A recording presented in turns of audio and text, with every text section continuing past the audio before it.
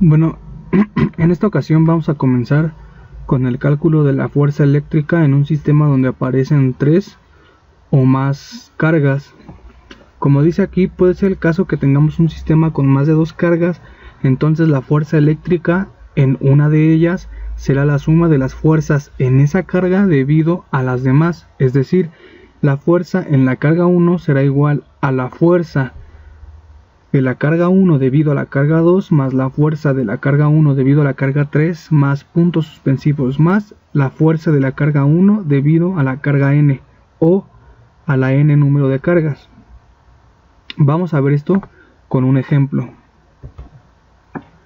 Tenemos aquí el plano y nos dan 5 cargas. Para esto primero vamos a analizar cómo son cada una de las fuerzas para obtener después la resultante, que es la suma de todas ellas.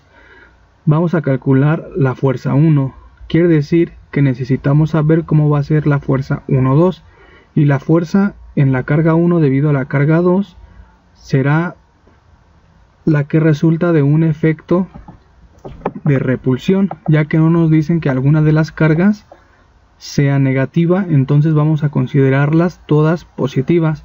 Por lo tanto, la fuerza 1,2 será la que apunta en el tercer cuadrante con sentido distinto a donde está la carga 2, que es esta flecha roja representativa. La fuerza 1,3, es decir, la fuerza de la carga 1 debido a la carga 3, va a estar en el cuarto cuadrante, ya que también se debe a un efecto de repulsión y será esta flecha de color café. La fuerza 1,4 será esta de color morada, que estará también en el cuadrante 4, es decir, en el cuadrante donde la proyección la proyección respecto al eje X es positiva y la proyección respecto al eje Y es negativa.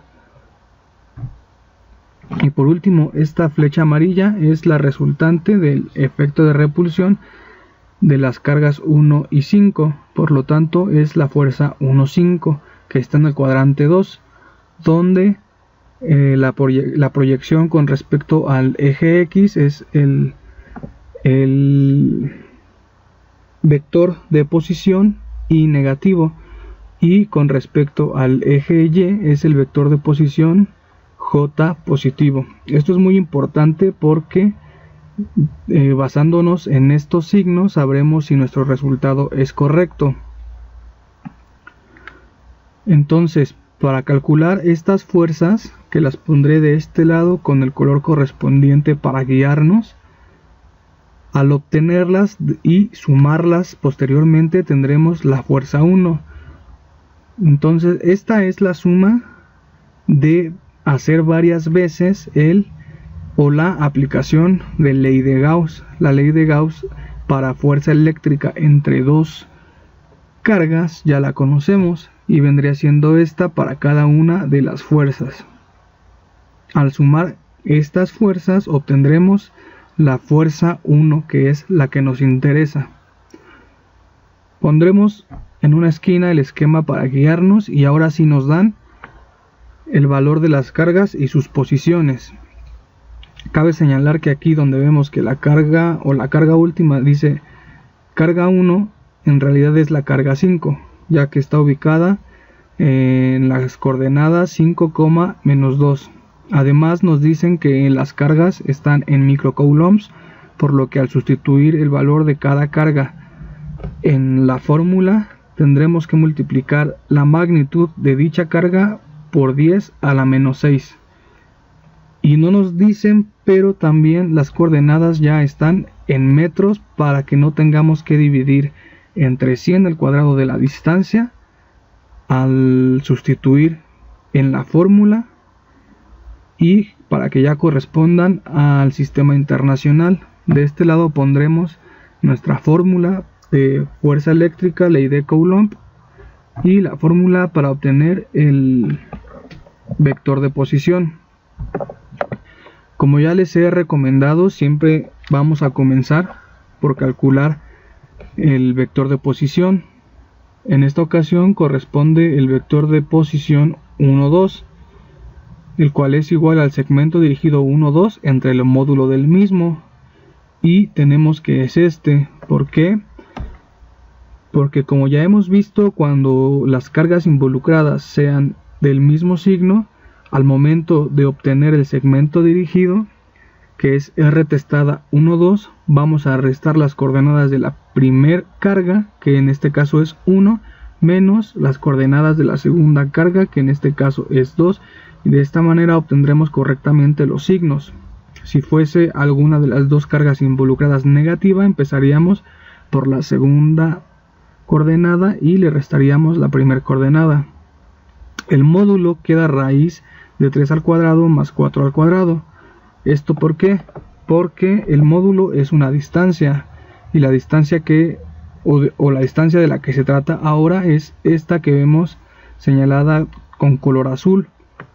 Y para saber lo que vale, vamos a imaginarnos un triángulo para poder aplicar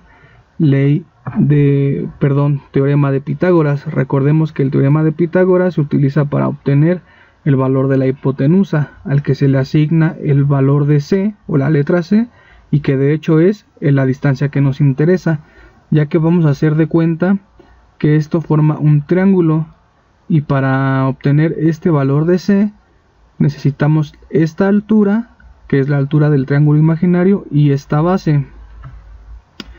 Dicha distancia C, o la distancia que nos interesa, se obtiene entonces con la fórmula de C cuadrada igual a cuadrada más B cuadrada. Por lo tanto, la raíz de la suma de A cuadrada más B cuadrada nos da el valor de esta distancia. Aquí podemos observar que esta es la altura y que es igual al valor de la Q2 en y es 4. Y esta es la base, que bueno, la pondré arriba para no amontonarla sobre la representación de las fuerzas, y vale 3. Es por eso que el módulo del segmento dirigido R12 va a ser igual a la raíz cuadrada de 3 al cuadrado más 4 al cuadrado. Al hacer esta operación obtenemos que nos quedan tanto la I como y la J negativa, y esto es apenas obvio, ya que dijimos que la fuerza 1,2 es esta fuerza roja que está en el tercer cuadrante, en el cual tanto los valores de I de Y como de X son negativos. Por lo tanto, las proyecciones en cada uno de los ejes también son negativas. Y el resultado del módulo pues es raíz de 25. Esto al separar nos queda menos 3 quintos de I menos 4 quintos de J, lo que es igual, al meterlo en la calculadora, a menos 0.6 I menos 0.8 J. De igual manera vamos a resolver los demás vectores unitarios, ya que todas son cargas positivas, y entonces procedemos a resolverlas de la misma manera. Vamos a checar nada más los signos del vector unitario, que R13 nos queda como 0.6i positivo. Vamos a revisar cuál es R13, pues es el vector unitario que le corresponde a esta fuerza, que es la fuerza 1,3.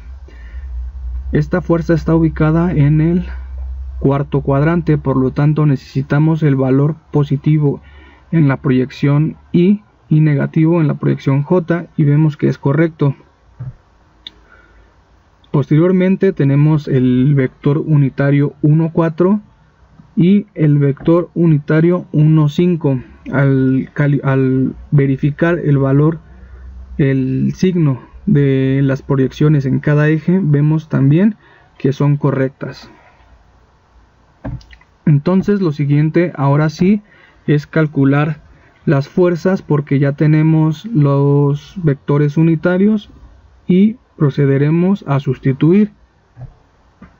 Queda de esta forma, ya que el valor de la constante de Coulomb es 9 por 10 a la 9, y al sustituir En la primera fórmula, que corresponde a la fuerza 1,2, tenemos que la constante de Coulomb multiplica al producto de la primer carga, que es 2 por 10 a la menos 6, y la segunda carga, que es 6 por 10 a la menos 6. Todo esto dividido entre el radio al cuadrado. ¿Y por qué es 25? Porque recordemos que la distancia de la fuerza 1,2, que es el módulo, resultó raíz de 25.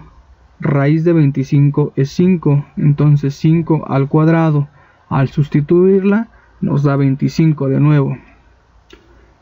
Al resolver esa operación y multiplicarla por el vector unitario obtenido anteriormente, nos da el valor de menos 2.59 por 10 a la menos 3i y menos 3.46 por 10 a la menos 3j, todo esto en newtons. Lo mismo es para las siguientes fuerzas. En el caso de la fuerza 1,4 y la fuerza 1,5, pues la distancia que nos da es raíz de 29. Al elevar raíz de 29 al cuadrado, obtenemos ese 29 que observamos en el denominador. Y al resolverlo en la calculadora nos dan los siguientes valores que ya observamos. Luego entonces queda sumar cada una de las fuerzas para obtener la resultante y la que sería la fuerza 1. Para esto vamos a sumar las componentes en I con las demás componentes en I de todas las fuerzas, y las componentes en J igual por separado. Esto sería así: la fuerza 1 sería igual a la suma de las fuerzas o de las proyecciones en I de cada una de las fuerzas y las de las proyecciones en J de cada una de las fuerzas. Esto nos daría un resultado de 0.584 por 10 a la menos 3 en I menos 5.46 por 10 a la menos 3j, y esto es en newtons. Y solo nos queda verificar el resultado.